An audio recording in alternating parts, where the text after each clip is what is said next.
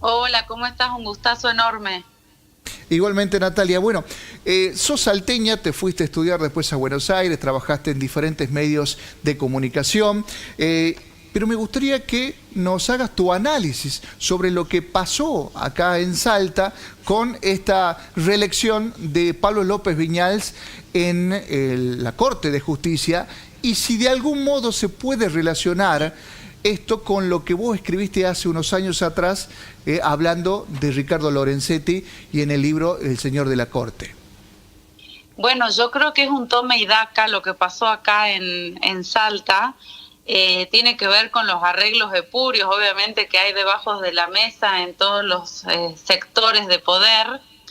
Y demuestra una vez más que, bueno, que en Salta está muy complicado el tema de la justicia, la independencia judicial, la posibilidad de que los ciudadanos tengan acceso a una justicia igualitaria, y esto es una especie de manoseo nuevamente a la justicia de la provincia de Salta, ¿no? Porque lo dice claramente el artículo 156 de la Constitución Provincial, que puede ser electo solamente por una sola vez.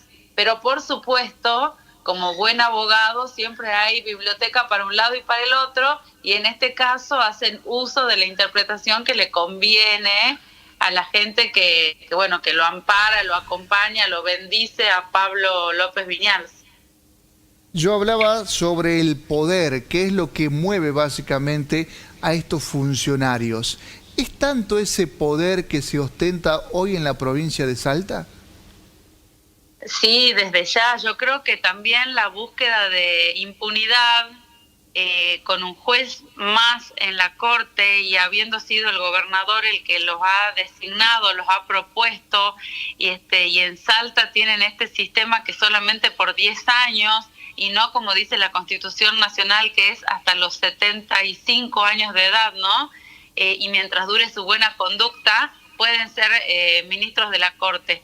Yo creo que es un poco un juego de ajedrez lo que pasa en la política, y esto en realidad pone al ciudadano en una situación de vulnerabilidad, porque este manoseo que se hace a la justicia, la verdad que es muy grave, es institucionalmente grave, y de hecho se han planteado el Colegio de Abogados, la FACA, que es la Federación Argentina de Colegios de Abogados del NOA, planteando esta situación, ¿no?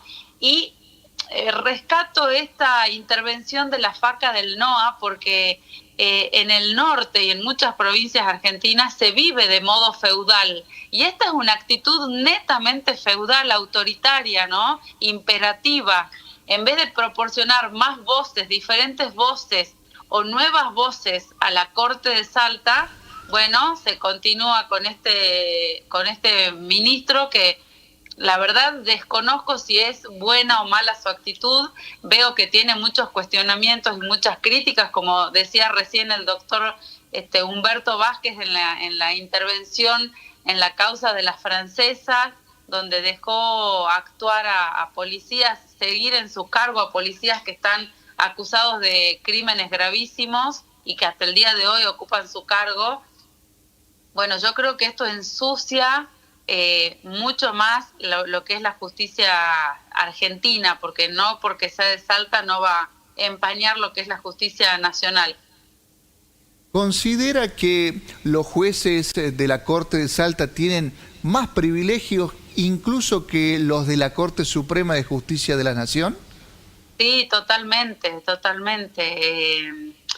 La situación de Salta es una situación, tanto la justicia como la libertad de expresión creo que están en riesgo en ese sentido, ¿no? Lo que está pasando con López Viñals ahora demuestra lo sensible que es la justicia, el poder a la justicia, la libertad de expresión. Me encanta participar de programas como el tuyo porque, bueno, la opinión es válida, es de libres pensadores, de personas que pueden cuestionar, pero en general veo en Salta que también, tanto el tema de la justicia como de la libertad de expresión, el poder de turno tiene intervención directa, ¿no? Y es lo que estamos viendo ahora con lo que pasa en la Corte. Precisamente, creo yo que los periodistas, bueno, o comunicadores estamos para, además de comunicar lo que pasa en la sociedad, sino dar a conocer también cuestiones que no quieren que se den a conocer, que salgan a la luz. En su momento, cuando escribiste el libro El Señor de la Corte, representó un antes y un después para vos porque te animaste a escribir nada más y nada menos que del presidente de la Corte Suprema de Justicia de la Nación. Eso trajo grandes consecuencias negativas para vos, ¿no?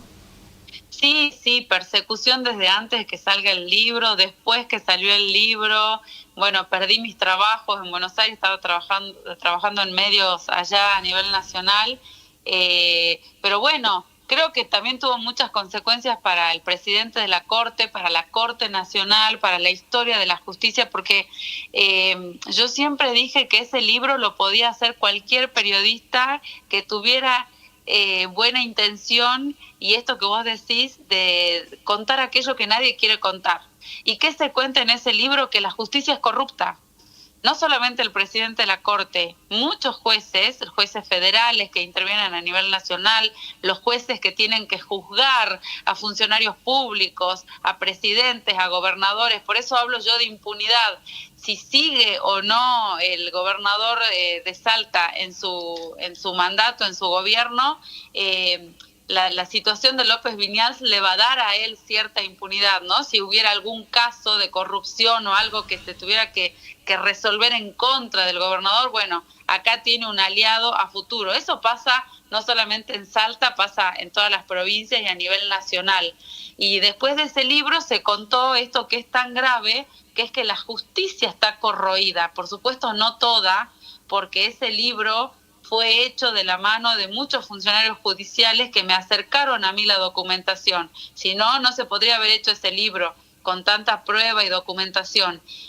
Por supuesto que hay una justicia que brega por una justicia transparente, pero hay otros jueces, los menos, gracias a Dios, los menos, que son muy corruptos y que siguen interpretando la letra constitucional no para ser garantes de los ciudadanos, sino para que les garantice un buen futuro a ellos, ¿no?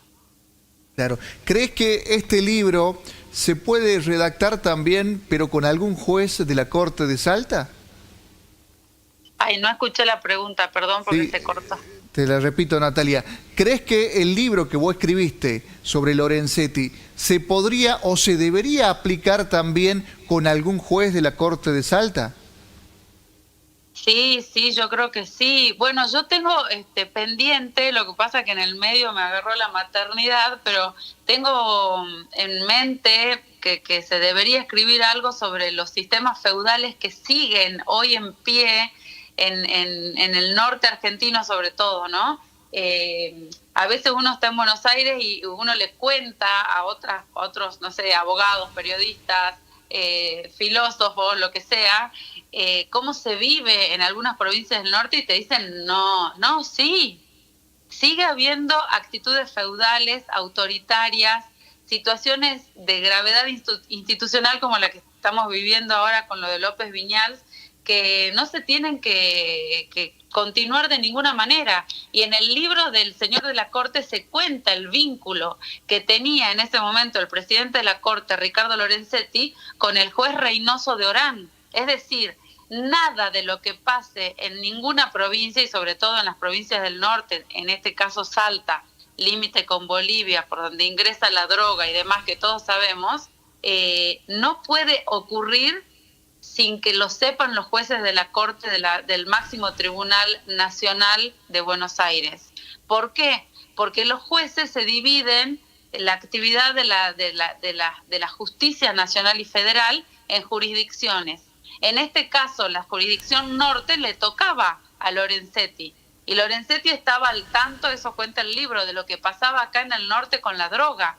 Entonces es imposible. El libro se aplica, por supuesto, a todas las irregularidades que puede ocurrir en la justicia y la anuencia que hay permanente entre política y justicia, ¿no? Política y justicia.